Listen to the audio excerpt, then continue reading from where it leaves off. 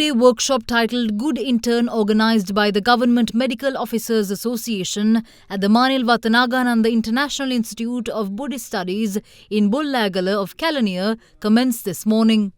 The event was presided over by President Gotabaya Rajapaksa.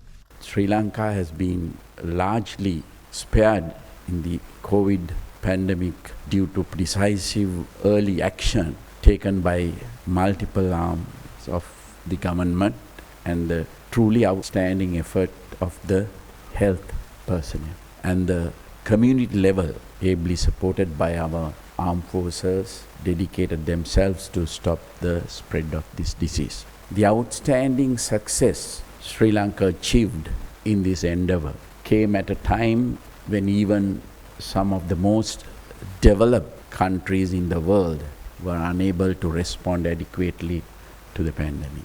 In many countries, patients who were infected with this virus were turned away from hospitals and left to fend for themselves. I'm also proud to say that Sri Lanka, despite still being a developing country, managed to face this situation very successfully because of our free healthcare system. Not even a single patient suspected to being infected with COVID-19 was turned away from our healthcare system. The preparedness of our public health infrastructure, combined with other arms of the government, ensured that proper contact tracing and isolation took place, thereby preventing community transmission of the virus in Sri Lanka. The robust testing mechanism we were able to set up in a short time supported this effort by identifying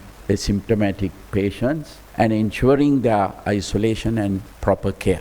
These achievements are why Sri Lanka's success in dealing with the COVID-19 pandemic has been justly commended by international institutions, including the World Health Organization. The effectiveness of Sri Lanka management of the COVID-19 pandemic signifies the strength of our public healthcare system. In this context, I must confess that I find it puzzling as to why so many of our citizens seek healthcare externally. On many occasions, even grants provided through the President's Fund and other welfare schemes in the government are used to cover hospitalization in private hospitals. While there is certain need to further strengthen the state healthcare system, I believe it is time that we encourage greater use of the facilities we have within this system.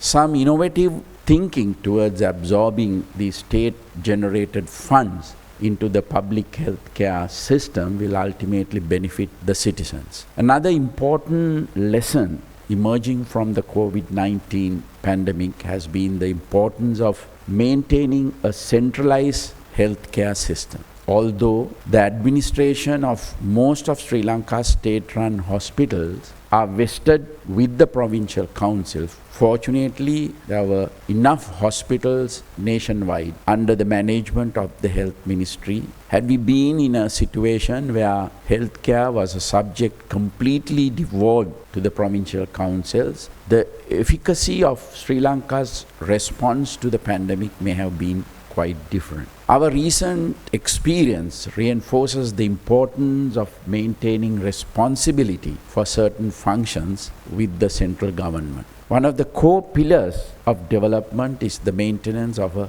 healthy population. I am determined to work towards creating a healthy nation during my tenure as President of this country. My recent visit to every corner of Sri Lanka exposed me in depth to many real issues that our fellow citizens face. It may now be opportune for us to introduce a new concept, that of the public health nurse, who could provide basic healthcare services to those in very rural communities that lack access to other healthcare infrastructure. This community level health infrastructure would immensely contribute towards creating a healthy nation. Lever Ayush Karabu Neti Dantalepaya Shaktimat Datti Palakata